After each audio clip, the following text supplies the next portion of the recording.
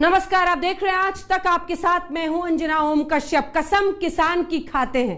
क्या राजनेताओं और राजनीतिक दलों के लिए अब यही वो नारा है जो उत्तर प्रदेश समेत कई अन्य राज्यों के भीतर आने वाले चुनाव में जीत की रणभेरी बजाने में सहायक हो सकता है? गेहूं के खेतों में बोने से लेकर काटने तक में 5 महीने का समय लगता है, तब किसान की झोली भर पाती है। धान को खेत में रोपने से लेकर काटने तक में 4 महीने का समय लगता है, तब आपका हमारा पेट चावल से भर पाता है। गन्ना बोने से काटने तक में कम से कम 8 महीने का वक्त तो लगता है। लेकिन क्या वोट के रूप में किसान वो सियासी फसल बन चुका है जिसकी बुआई यूपी के राजनीतिक मैदान में शुरू हो चुकी है, और उस वोट बैंक को अपने फायदे के हिसाब से काटने का वक्त 4 महीने के भीतर आने वाला है? इस सवाल की जमीन बना है लखीमपुर खीरी, उत्तर प्रदेश का वो जिला जो प्रदेश की कृषि आधारित जीडीपी में सबसे ज्यादा योगदान देता है। इस हफ्ते लखीमपुर यूपी में किसानों के वोट के लिए सबसे ज्यादा नेताओं का योगदान पाने वाला जिला बन गया है। किसानों को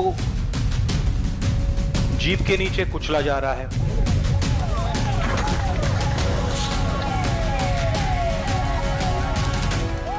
उनका मर्डर किया जा रहा है। पहले किसान को कुचला, कानून को कुचलने की तैयारी है और संविधान को कुचलने वाली ये सरकार। पूरी इस प्रदेश की पूरी पुलिस फोर्स जो विपक्ष के नेता हैं उनको रोकने में लगी हुई है।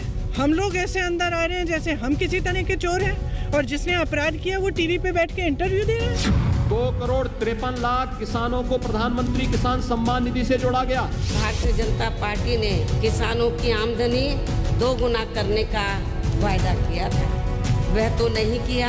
3 काले कानून लादकर उन्हें उनकी जमीन से भी वंचित करने का काम किया।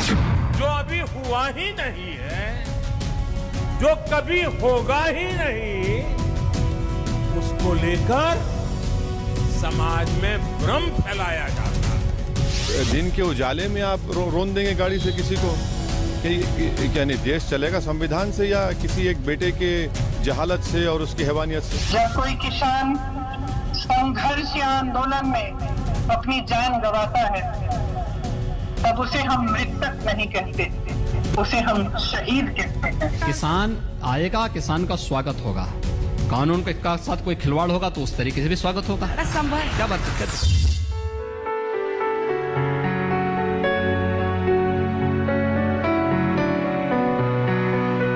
किसान अपने खेत में देश और दुनिया के लिए अन्न उगाता है।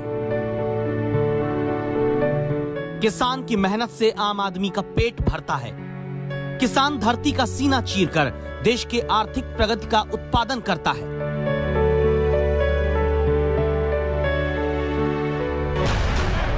लेकिन किसान को ही खेत बनाकर क्या वोट की फसल उगाने वाली राजनीतिक खेती अब चरम पर पहुंच चुकी है?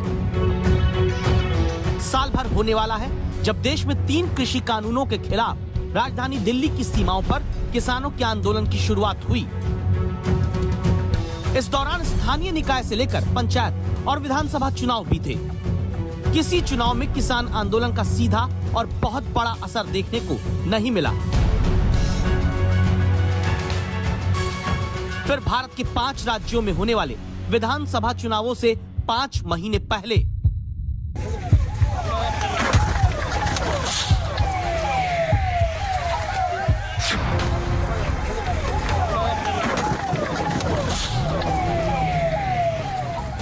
अक्टूबर को उत्तर प्रदेश के लखीमपुर में आंदोलन करते किसानों पर केंद्रीय मंत्री अजय मिश्रा के बेटे आशीष के नाम से जुड़ी हार जीत चढ़ जाती है। 4 किसान समेत 8 लोग मारे जाते हैं।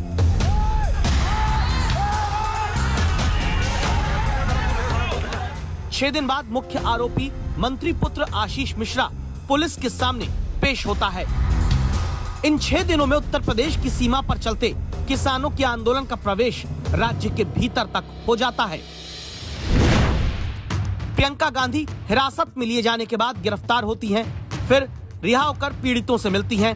राहुल गांधी दिल्ली से लखीमपुर तक आकर मृतक किसानों के परिजनों से मुलाकात करते हैं। समाजवादी पार्टी के अध्यक्ष अखिलेश यादव किसानों के घर पहुंचते हैं। बीएसपी के महासचिव सतीश चंद्र मिश्र भी आते हैं। पंजाब छत्तीसगढ़ की कांग्रेस सरकार के मुख्यमंत्री भी लखीमपुर लाए जाते हैं।